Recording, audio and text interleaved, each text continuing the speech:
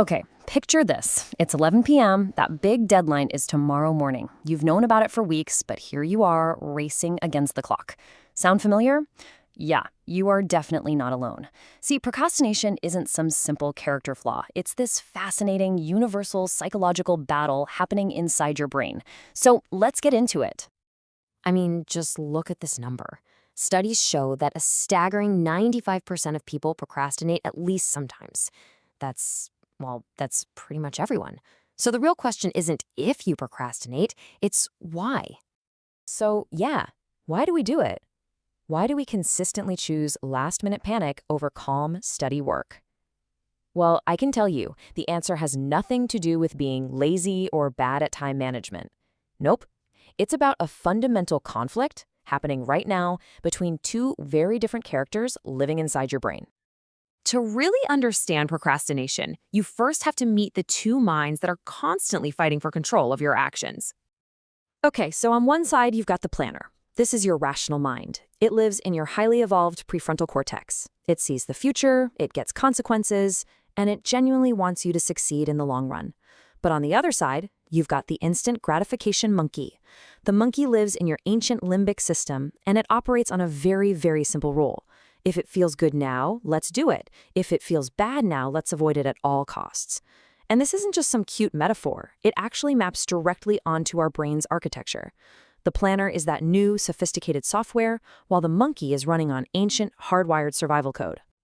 So, when you're faced with a big, important task, these two minds basically go to war for the steering wheel of your brain. Let's see how that battle usually unfolds. Okay, let's start this project now so we can get a great long-term result. But starting a hard task, it feels uncomfortable, right? It might bring up anxiety or fear of failure or just a feeling of being overwhelmed. The monkey feels this discomfort and just freaks out. It sounds the alarm, danger, bad feeling, escape, escape now. And procrastination, that's the escape. It's the monkey's attempt to protect you from those negative emotions by switching to something easy and pleasant, like scrolling social media. So here's the absolute crucial point. Procrastination is not a time management problem. It's an emotional regulation problem. And you gotta understand, this is an unfair fight, rigged from the start. First, evolution is on the monkey's side. That limbic system is ancient and incredibly powerful. Second, the monkey is way faster. Emotional reactions are instantaneous. By the time your planner has even started to form a logical argument, the monkey has already grabbed your phone and opened YouTube. And third, the planner gets tired. Rational thought takes a ton of mental energy. The monkey, though, it runs on pure automatic instinct, and it never, ever gets tired. So, you might be thinking, if the monkey is so powerful, how does anything ever get done?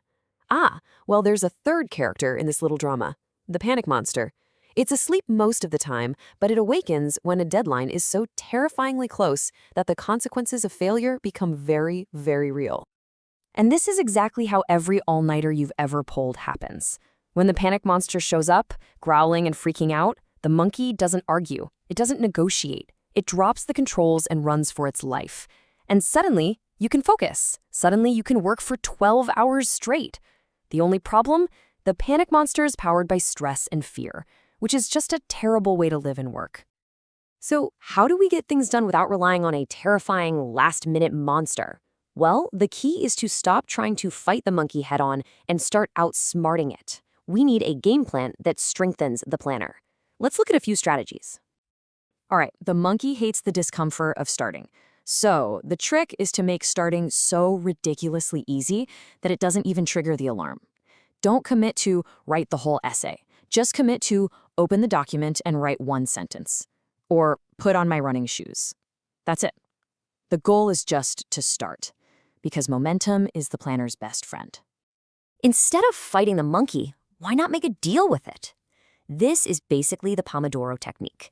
You tell the monkey, hey buddy, we just need to focus for 25 minutes, and then I promise you, you get a 5-minute break to do whatever you want. See, the monkey can handle a short period of discomfort if it knows a reward is guaranteed. It turns an enemy into an ally. Now let's talk about what absolutely does not work, beating yourself up. When you procrastinate, that inner critic can get so loud, right? But all this negative self-talk does is create more shame and guilt, which are more negative feelings for the monkey to escape from. It just fuels the exact cycle you're trying to break. The alternative is self-compassion. It's about acknowledging the discomfort. It's about saying, you know what, this is hard, and that's okay. It's normal to feel this way. This approach actually reduces the negative emotion. It takes away the monkey's main reason to flee and gives the planner the breathing room it needs to take one small positive step forward. Look, this battle between these two minds is just part of being human. The goal isn't to win every single time. It's simply about making progress. And this is the ultimate truth of it all. You can't get rid of the monkey. It's a fundamental part of your brain that's just trying to keep you safe in its own clumsy way. The real goal is to strengthen the planner, to make it a more effective leader and negotiator in your own internal world. So how do you shift that balance? Well, every single time you take that small step, despite the discomfort, you're doing a rep for your planner muscle. Every time you put your phone in another room, you're taking away the monkey's favorite toy. And every time you respond to a setback with kindness instead of criticism, you are breaking the cycle that keeps you stuck. Just understanding this internal battle gives you the power to change the outcome. You're not lazy. You're human with an ancient brain trying to navigate a modern world. So the next time you feel that resistance, acknowledge the monkey, thank it for trying to protect you, and then ask yourself this simple question.